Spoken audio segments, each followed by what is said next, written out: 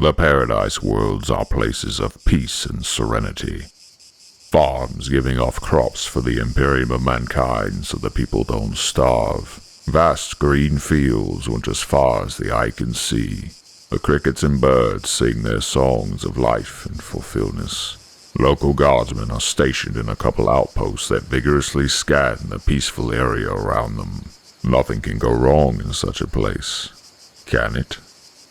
A sister of battle slaps the shoulder of the resting Lamenter. You're overthinking again, Brother Oro. Would you want to talk about it? Brother Oro shudders at the sudden approach of Sister Melania. He sighs for a moment and vaguely smiles towards her. It's just that. Your sisters and my battle brothers are now stationed here for what reason? This is a peaceful place, and we don't have luck on our side. In our footsteps usually follows. Hush now. I know that your chapter is not known for their good luck. Quite the opposite. But look around us. Vast green lands. Only critters and bugs exist around us in a half-mile radius. I know. But still, nothing goes well with us around. You were sent here to rest after you and your sisters saved an entire world that tech priests of Mechanicus had in their sights for a long time. Oh, shush. Even you, the mighty angels of death, blessed warriors of the Emperor, need rest at times. Even if you are who you are still a human being. Use this moment in your long life to just relax. I don't know if you really need it, but you must feel tired at times, don't you? Oro nods a couple times. You are right, sister. You are right. A sudden snap of reality took Brother Oro from his vivid dream as he took a moment to breathe in the midst of a long-waged battle. Rounds of bolt guns and las guns flew around his trench as he looked around with heavy breath, recollecting his cognition as he noticed traitorous darties of the Black Legion. The Lamenter grabbed his power sword and charged towards the Legionnaire and tried to shoot his bolt pistol at him, but it didn't go off the first few times. And so Brother Oro simply ran at his opponent, while that same opponent gleefully squeezed the trigger of the bolter. He aimed straight at the Lamenter, time and time again, but the rounds all bounced off his armor. Strangely lucky. But he'll think about it later. Now he had a traitor to kill.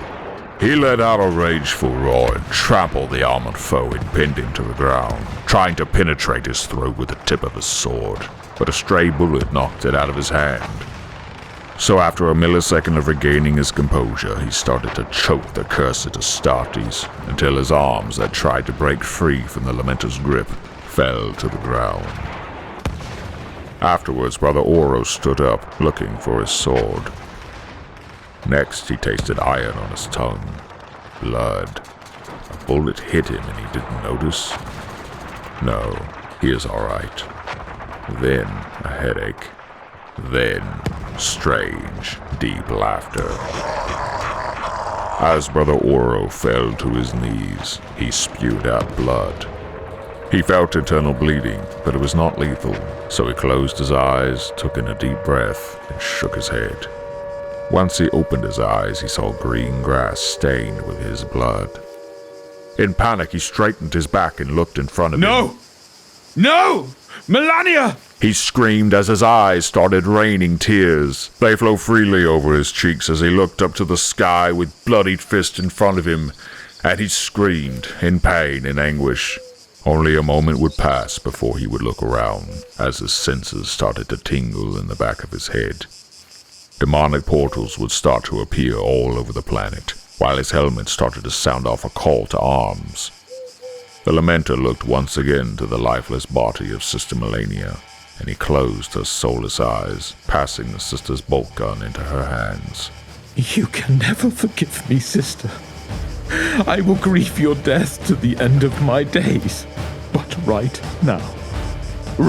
now, I must take your duties to the Emperor and join them with my own, he said as his eyes became cold with anger. I will kill the traitor, the mutant, the unclean for both of us. I will lament later. He spoke with dutiful rage as he put on the helmet as he stood up. Right, now I must fight with both our rages! For the Emperor! And so the true battle began.